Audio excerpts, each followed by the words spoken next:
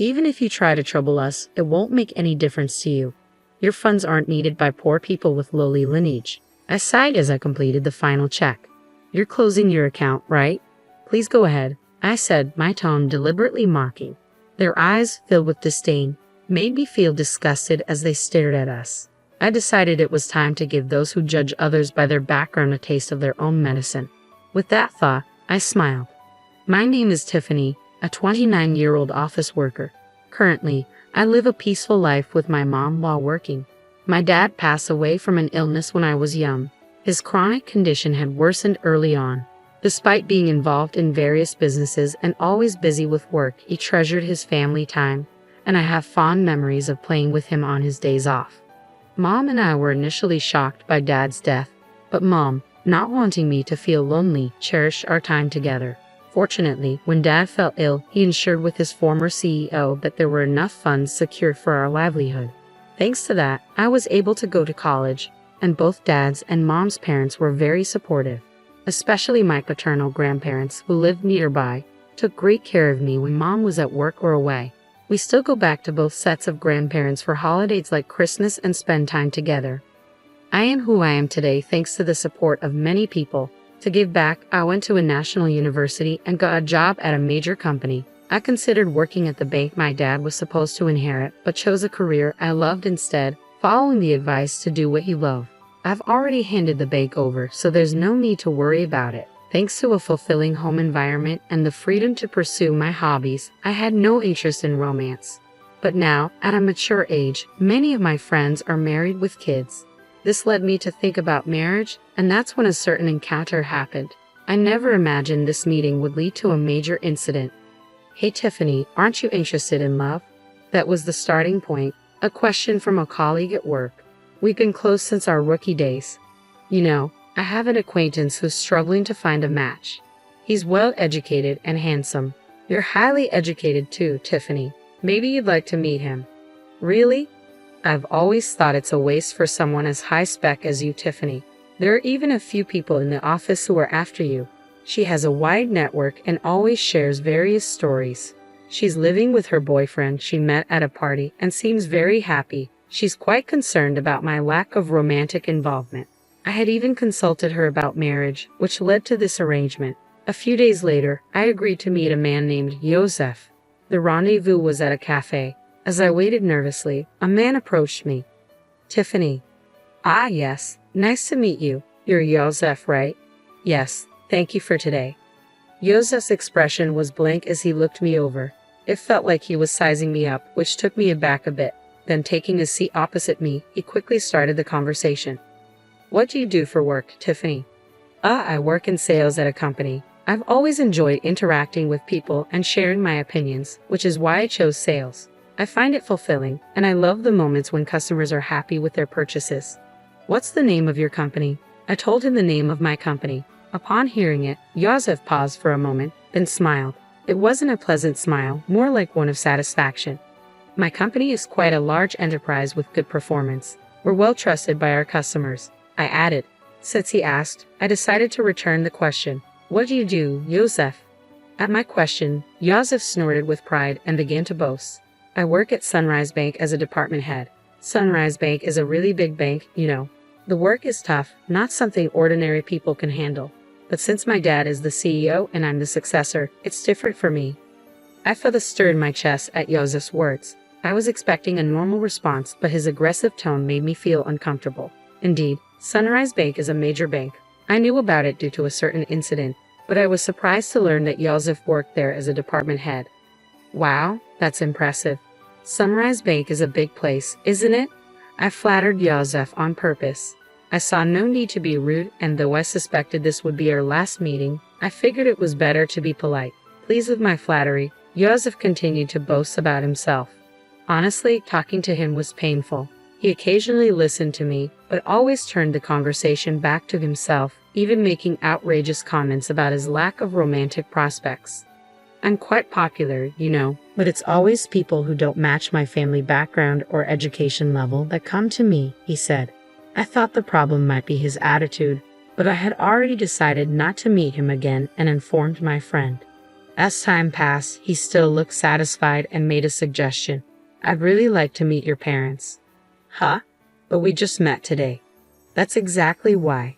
Parents' excellence is important, especially if we're going to date, right? Inside, I screamed, I have no intention of dating you, but he seemed oblivious to my discomfort and kept pushing forward. When are your parents available? I'll have to discuss it with my mom. What about your dad? As Yosef pressed on, I felt a growing sense of disgust but couldn't find the strength to cut him off. My dad passed away when I was young. At my words, Yosef narrowed his eyes. After a moment of silence, he simply said, I see, and fell silent, pondering. Well, send me a date that works for you later. I'll adjust my schedule. No, thank you. Should we leave then? Before I could finish, Yosef stood up. It felt like talking to someone from a different world. Despite my reluctance, I had given him my contact information and even discussed meeting our parents. His disdainful look upon hearing about my father's absence bothered me. In the end, we agreed to meet again with our parents. When I explained this to Mom, she smiled wryly. Maybe you were just nervous because you haven't dated before. Maybe, but the way he spoke was weird. Well, his parents will be there, right? Just say no if it doesn't feel right. I'll be there too. Thanks, Mom. Sorry for dragging you into this, I apologized, feeling guilty. Mom laughed heartily. It's okay, no need to feel bad. Besides, I'm curious about Sunrise Bank. Let's see how it goes. So, Yosef and I arranged a family meeting. At that time, I had no idea Yosef had planned the meeting for such a shocking purpose. On the day of the meeting, we arrived at the place Yosef had chosen. It was a fancy restaurant. It's a big place, isn't it? Yes, it is. Inside, our table was ready, but Yosef hadn't arrived yet. We entered and waited, and shortly after the scheduled time, Yosef and his family arrived. Sorry we're late, the traffic was terrible. Nice to meet you, thank you for today. Yosef's family unapologetically took their seats. Irritated but not wanting to start a fight, I initiated the family meeting. After some time, Yosef's mom, Morgan, with a sly smile, spoke up. So, where's your father? Is he coming later? Huh? I looked at Yosef, but he just smirked dismissively and said nothing. I had already told him my dad was deceased. Morgan acted as if she didn't know, despite having agreed to meet our families. Mom quickly responded in my stead. My husband passed away from illness when Tiffany was young, so today I'm here as her mother, Mom responded with a calm smile. In contrast, Morgan raised her voice in an exaggerated manner. Oh my, Tiffany is from a single-parent family. I was taken aback by her words. Even after saying my father passed away from illness, her tone clearly carried malice. Being from a single-parent family, life must be quite hard, huh? But she graduated from a public university. That's commendable, right? Really, but still, being from a single-parent family, wouldn't dating her be complicated? Yosef's family's conversation left Mom and me utterly dumbfounded. Despite being present, they spoke so disrespectfully, mocking us as if being from a single-parent family was something shameful. Such words aren't suitable for a first meeting. I was injured. I retorted in a low voice, excuse me, but after Dad passed away, Mom raised me with great care. I owe my current life to her. Isn't it rude to speak about someone like that when you've just met? Morgan, however, burst out laughing. Rude? Isn't it more absurd for the daughter of a single parent to think about marrying into a high-class family? Yosef added, I'm not really into strong-willed women. This is pointless. Realizing there was no getting through to them, I just stared at them in disbelief. I had high hopes since she works at a major company, Morgan continued. Well, you'll eventually carry on Sunrise Bank, so maybe she's not quite at your level. As they hurled more insults, I felt no need to listen anymore. Trembling with anger, Mom glared at them. Did you invite us here today just to look down on us? I heard from Tiffany about the other day. You're enjoying berating us for being a single-parent family, aren't you? It was the first time I heard her speak so sternly. Please stop with the accusations. It was just a little teasing, right? Morgan replied, her tone dripping with mockery. No one feels good being mocked, and all your remarks are condescending. We have no intention of listening to this any further, Mom stated clearly. Yosef's family looked displeased at Mom's clear statement. Presumptuous for commoners. Commoners, huh? Indeed, that may be the case, but this has made up my mind. Mom said. Joseph's family looked briefly surprised at Mom's words, then burst into laughter. They seemed to be thinking, what can you possibly do? Mom sighed and began to speak. Actually, we have funds deposited with your bank, but we don't wish to entrust them to people like you. Oh, really? But we don't know your name, so it can't be much, right? It's probably insignificant, Morgan scoffed. That's right. Even if you try to trouble us with your funds, it won't really affect us. Low-class poor people are not needed, Joseph added disdainfully. I realized that even Mom's last attempt at reconciliation was in vain, but they continued to speak disdainfully, unaware. I sighed and made the final confirmation. We're closing our account. Okay, go ahead, came the mocking tone. Joseph's family looked at us with disdainful expressions. I thought to myself, let's make those who judge others by their background suffer a bit. I smiled at the thought. Is that so? Then we will proceed as such, and please consider this meeting never happened. Of course, we had no intention of marrying a daughter from a single-parent family. Well then, we will take our leave now. Mom and I stood up. Oh, don't worry about today's bill. It's too expensive for you. Is that so? Well then. With that, our family meeting ended. Later, I made a phone call. Weeks later, my mobile phone was flooded with calls from Joseph. Of course, I had anticipated this and had no intention of answering. It was their own responsibility. I immediately blocked the number. A few days later, I received a call from Grandpa Kyle, summoned by him. Mom and I headed to Sunrise Bank. In the meeting room, Joseph's family, looking pale, was present. As soon as they saw us, Morgan stood up and rushed over to bow deeply. I am extremely sorry for what happened. I didn't reply to Morgan's words, just smiled and began to speak. What exactly are you apologizing for? At my words, Morgan bit her lip hard, trembling with anger. That was understandable.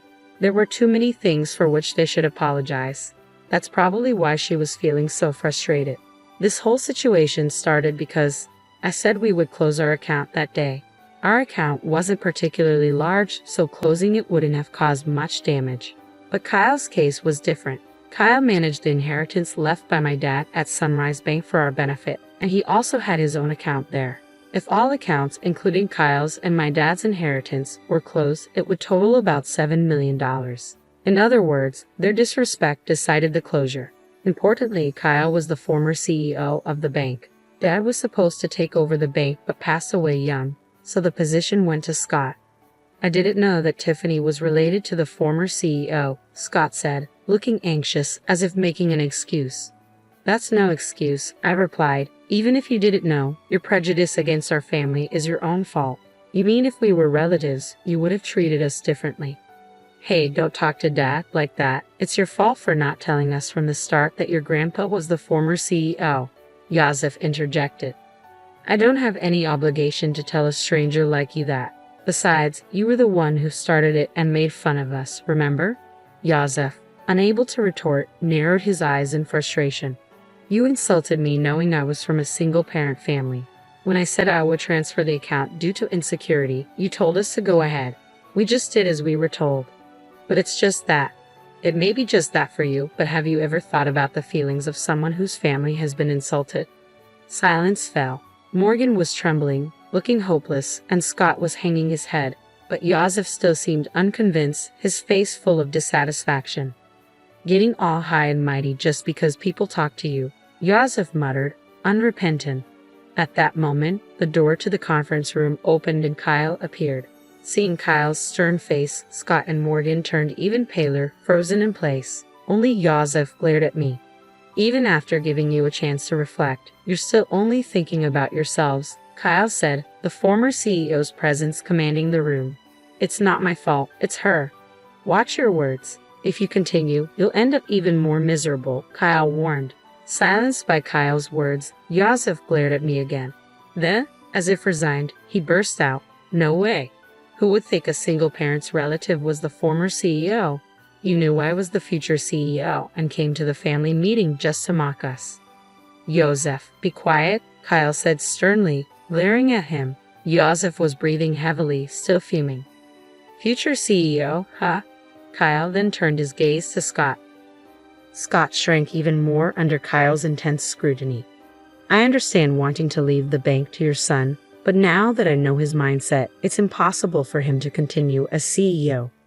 That's ridiculous. Over something like this, Scott started to retort but sat down again under Kyle's stern gaze. You still don't understand that your attitude is the problem. Though I'm retired, the board will decide. If you have something to say it to them. Remember, we recorded the previous conversation and this one. Don't forget that the voice recorder will serve as evidence. I took out a voice recorder and pressed play in front of the three, replaying our conversation from the other day. How dare you prepare something like that? It's unfair. It was just a precaution, but remember, you forced me into this situation. Yosef had nothing to say in return, and their faces turned pale. Thank you, we'll handle it from here, they said. Mom and I left. Ultimately, Kyle didn't transfer the funds, at least not officially. Scott was removed from his CEO position and Yosef was demoted. Unable to handle the blow to his pride, Yosef resigned voluntarily. Kyle's influence in the financial industry meant Yosef would struggle to find work in the same field again. Whether Scott knew this or not, he seemed determined to work until retirement, but Kyle said it would be tough for him both mentally and physically. Morgan, who used to wield power as the CEO's wife, apparently started part-time work to maintain her lifestyle, but her character likely made it hard for her to keep a job. I'm really sorry, Mom said. It's okay. You didn't know, right? I replied. I only shared what happened with the friend who introduced me to Yosef. She had just heard about him through someone else and wasn't at fault. Mom was initially concerned about being a single parent, but I'm happy now and can live thanks to the support I've received. When I told her that, she smiled and said, thank you. After everything was taken care of, Kyle told us to come over to his house again sometime. I'm really grateful for Kyle's help in resolving the situation. It was tough, but I'm happy now, so it's okay. I have some good news for you. Really? It's not about dating again, is it? It's a friend of my boyfriend this time. He's definitely a good guy. I'm not interested in dating right now, but I'm satisfied with my current life. I want to keep cherishing those who support me, and maybe someday I'll meet someone I really click with.